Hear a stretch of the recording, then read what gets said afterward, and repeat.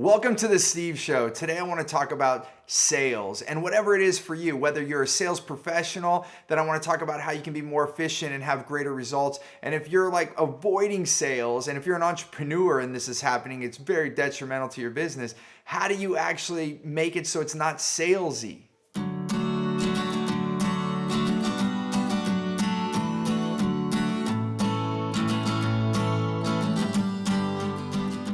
So talking about sales, for some people, it's like a super taboo word. It's, immediately they think of someone taking advantage of someone.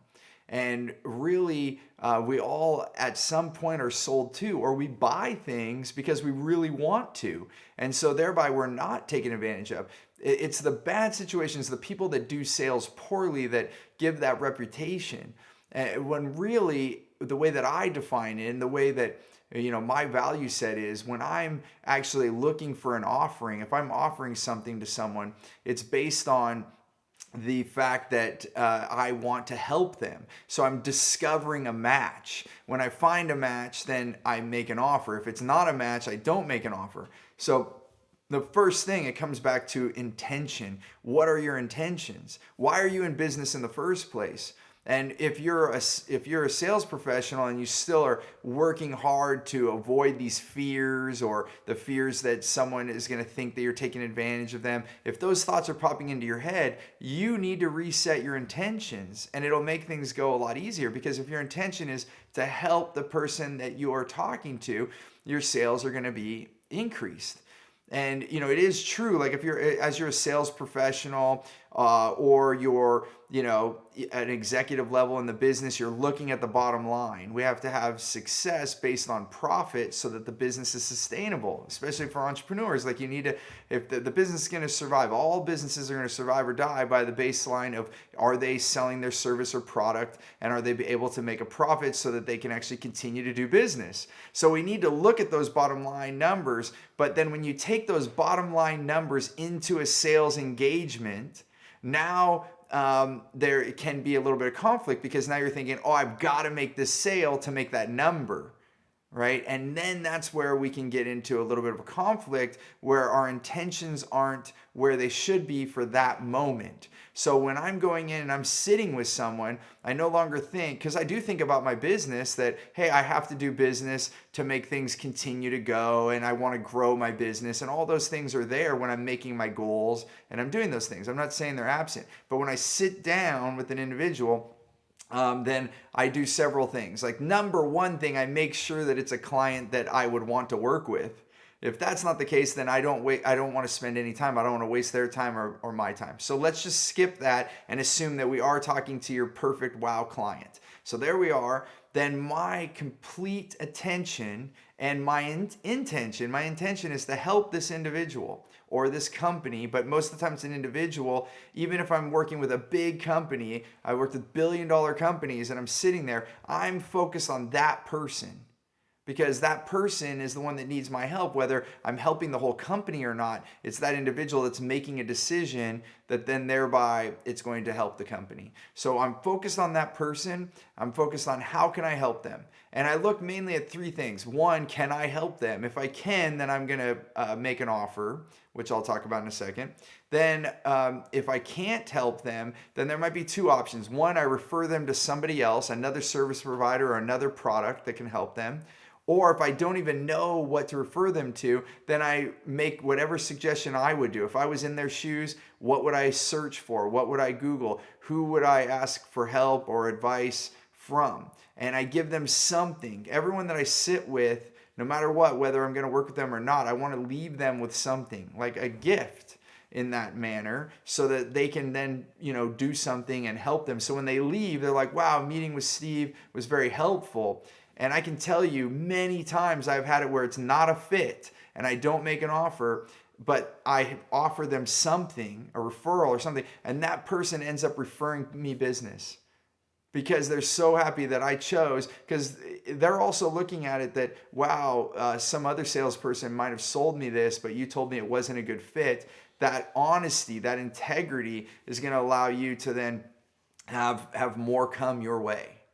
And I can also tell you that it makes the sale way easier. There's less work when your intention is based on the individual and not on you.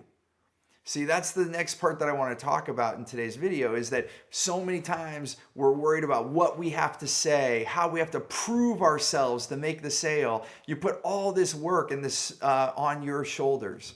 And so many clients that come to me before they start working with me, they talk about how they prepare for meetings. And I'm not saying not to be prepared, but they over prepare. They come in with all these statistics and stats and all these things, and they come in and you're basically pitching, which if you've watched any of my episodes, I talk about stop pitching and start asking questions. You want to actually put your attention on the individual that you're potentially going to work with and find out what their deepest pain is and what their deepest desire is. And then through that interview, it basically is an interview because you're deciding if you want to work with them. Which, hey, let's look at this for a second. If you're deciding, that means that you are no longer convincing or chasing. Right? Because if you're trying to convince them to work with you, and that's where that thing you're selling comes into play. But we're not doing that. If we actually interview them to figure out if they're a right fit, and we find out their deepest pain and their deepest desire, if it is a fit, then it should be easily to make that match. It's like a puzzle. If we find out what their puzzle piece looks like, then we can put our puzzle piece in and connect it. And so often I've seen so many people, and even people that are trained salespeople, they're taking their puzzle piece and they're trying to jam it into any other piece of the puzzle when it doesn't fit. They're jamming it in and taping it, and that doesn't work. What you need to do is actually find the match, and then it just inserts so beautifully. And how we do that is we find out, again, their pain and their desire in a deep way, not just on a surface level way. Not like, oh, we need more money. Oh, great. Well, our product helps increase revenue. It's not like that. It's actually, okay, well, you don't have, you're lacking revenue right now. You don't have the revenue that you'd like. And how is that affecting you? Oh, well, it's causing us not to be able to hire more staff. We want to do some more research and development, like whatever they're not able to invest in. Saying, okay, so, and then not having that research and development going on, or not having the additional staff you need, how is that affecting you? How is that affecting you? How's that affecting you? You want to dig like 4 or 5 layers, or maybe more. Sometimes I've gone more to what's the root thing that they're losing by not having this additional revenue. And then what will it be like having that additional revenue? What will it look like? And what will having that do for them? If I look at that on the other side, now I can look at this and show and contrast right there in that meeting, right there in an hour meeting. You can look at what will happen if you don't do anything about it, and what does that look like, and how does that affect the company, and what is it that you want, and what will having that do for the company. And when you look at that, then now we can start making some decisions because we've brought everything to the forefront. And so let me tell you this just by a story. Like, if you walk into a meeting and then you plug in your PowerPoint and you start pitching and you start talking about your business and why you're the best business and why you're the solution for them, you're taking not into account what the client needs. Maybe you did at a surface level. You're like, oh, they need more revenue, or they need this, right?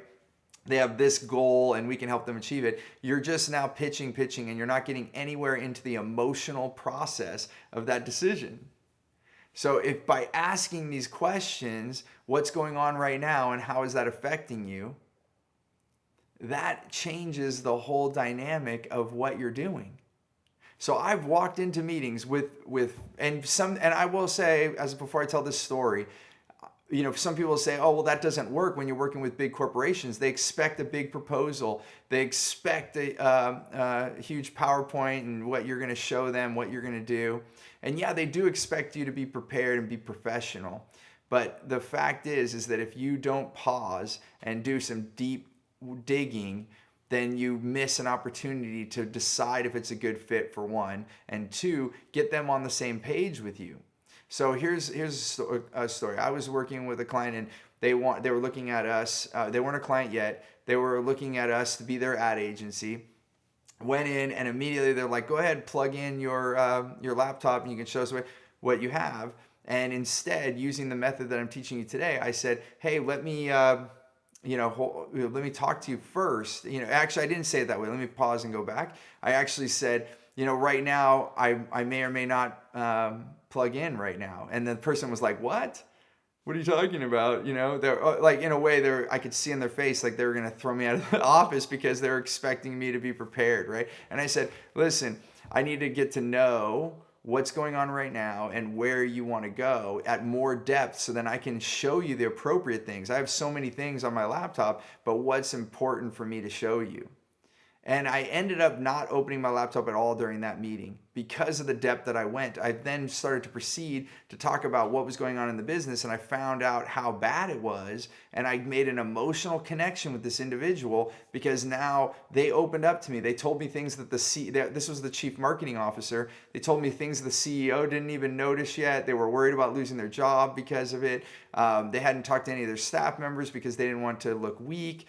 So there's a lot going on. There's a lot on this marketing officer's shoulders. And by me actually aligning with them and actually truly knowing the pain, now I was one of the only ones that knew how bad it was.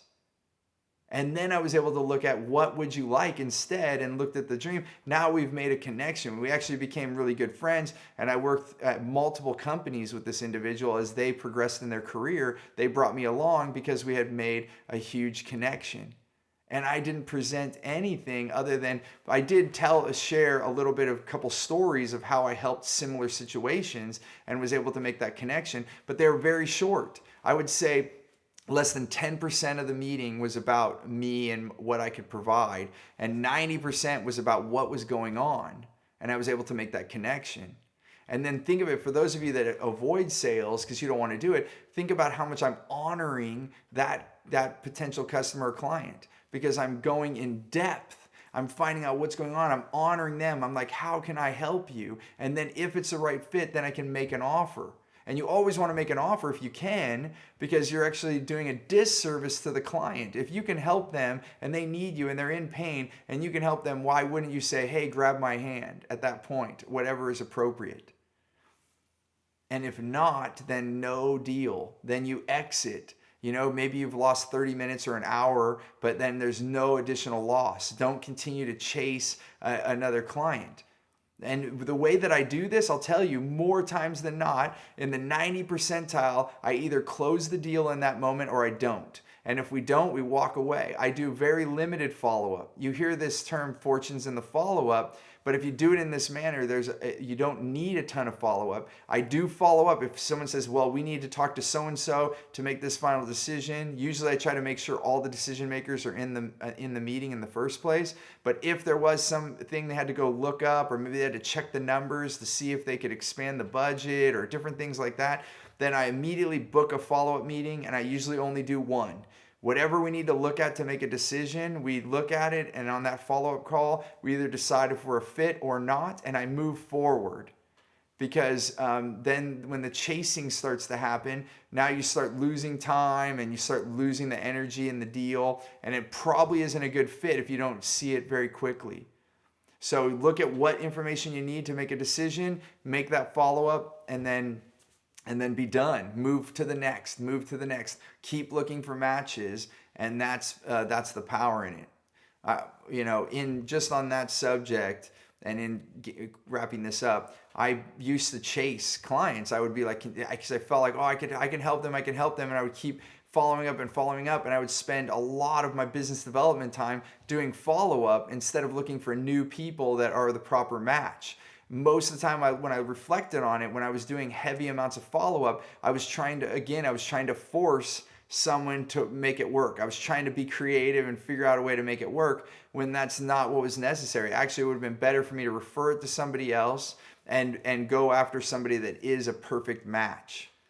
And one thing on that, when you refer it to somebody else, that can be a revenue generator. If you just refer it as a gratitude thing, then they probably are going to refer people to you. So you can have a circle. When you refer people, they're thankful for it. I do it all the time. I have so many colleagues that are very good at what they do, and I refer people to them all the time and not think about any monetary. There are some business models, though, that you're referring constantly to a certain person, and they don't have referrals back to you, and they want to reciprocate, so they'd love to pay you. And that's fine, too, because they would have paid marketing dollars and staff to gain those clients. So if they're just paying you and you're handing them clients, then hey, great. When you're in professions like real estate or different things like that, when you refer, it's pretty much known that you're going to get a certain percentage of that deal. So you can figure that out in your business. So I hope this was helpful. Just to recap, you want to find your wild clients and you want to have the right conversation. And the first thing you do before you step in is you want to set your intentions. What are you intending to do? Help that person. Don't think about the goal that you need to hit. Don't think about the money that you need. In that moment, you think about that person, you're more likely to close the deal. Then after the meeting or at the end of the month or the end of the week, you can look at your goals. And while you're in the meeting, put all your attention, 90% of your attention on the other person, asking them amazing questions. And I have other videos about that, like going more depth about that. And even in my book, Capture Clients, Close Deals, I give a whole bunch of information about what questions to ask. So you can use those as reference points and find out what's going on and then only make an offer if it's a right fit.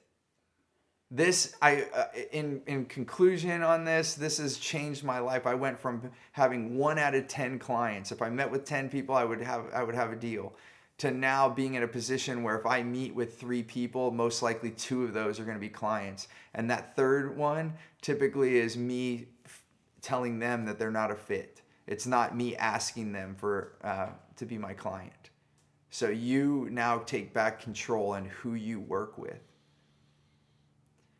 Remember to ask questions. Let me know how useful this was to you. Let me know if you take this information and have success in your business. I love that. It helps motivate me to do more videos like this. And if you have any further questions or follow-up, please share it with me. I'd love to respond to that or maybe make another video explaining. So until our next video, remember, choose gratitude and create freedom.